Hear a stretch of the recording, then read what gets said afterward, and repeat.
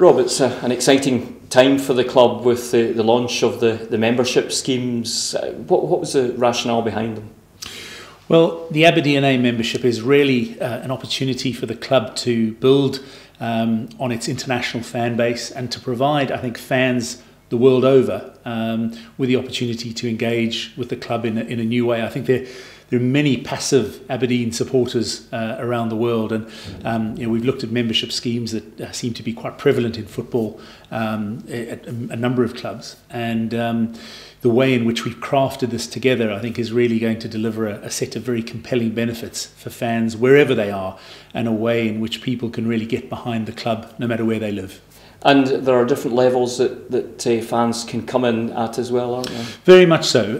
There's a premium membership, there's a standard membership, there's a membership that's tailored specifically to people who live abroad, and then there's an under-12 membership, which is obviously a very, very important part of the fan base. It's a voluntary scheme. Fans don't have to come in if they don't want to. Absolutely, it's very much an optional membership. But certainly, the initial feedback that we've had in some of the market research that we've undertaken, it certainly seems like there's a real willingness and a support to see something like this happen at the club. And I think, critically, the funds that are going to come from this membership are being directed specifically at one thing, and that is at the football operation, as we strive to really close that gap between ourselves and some of the other teams. We won't mention them by name, shall we, Dave? But the reality is we want to really close that gap, and we want to make sure that these funds go specifically to football operations. And we're going to be asking people when we talk to them about the membership as to where they'd like to see those funds directed. And there are three core categories that we've identified. One is obviously first team, high-profile mainstream football operations. The second is the youth academy, and then third is creating more of a high-performance environment. The club is obviously very well placed already with that, but I think there's scope for that to grow and improve even further. And I'm sure the manager would be delighted to see more funds being allocated to those three key areas. And to help with the administration of this new initiative, there's a supporter engagement team has been recruited who are all very enthusiastic, but they all have a very important role to play. Very much so. Obviously this is a very important initiative for the club, and there's no point in doing something like this in half measures. We've been very committed to this, gone on a recruitment drive over the last couple of weeks. Great response from people who want to be involved, and you can just sense the interest and the willingness to want to be involved with the club.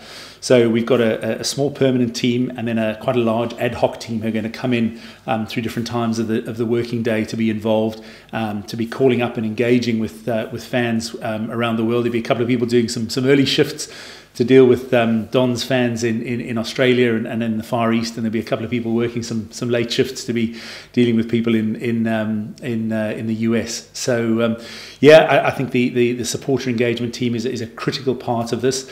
Anybody coming to the stadium for a match will see at the porter cabin that's behind the Richard Donald stand. That's going to be branded up as we launch this.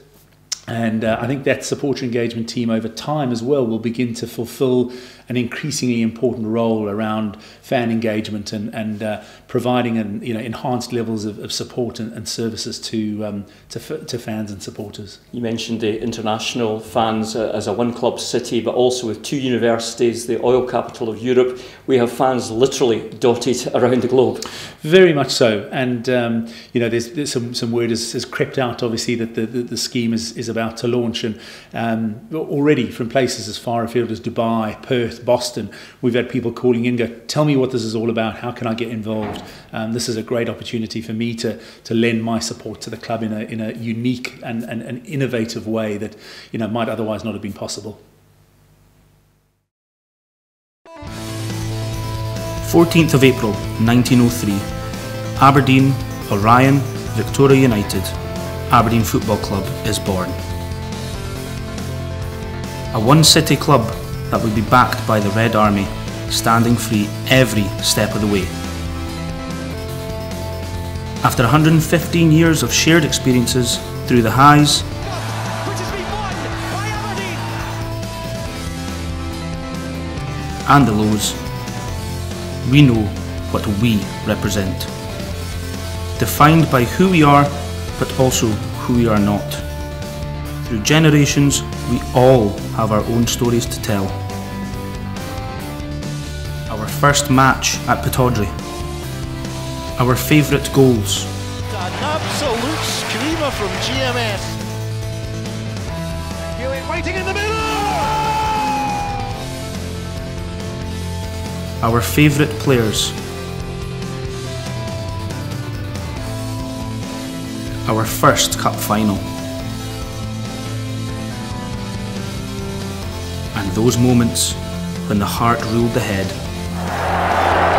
Can you blame the man for going out of his mind temporarily? Pittodrie goes berserk. We share all those experiences in our own unique ways.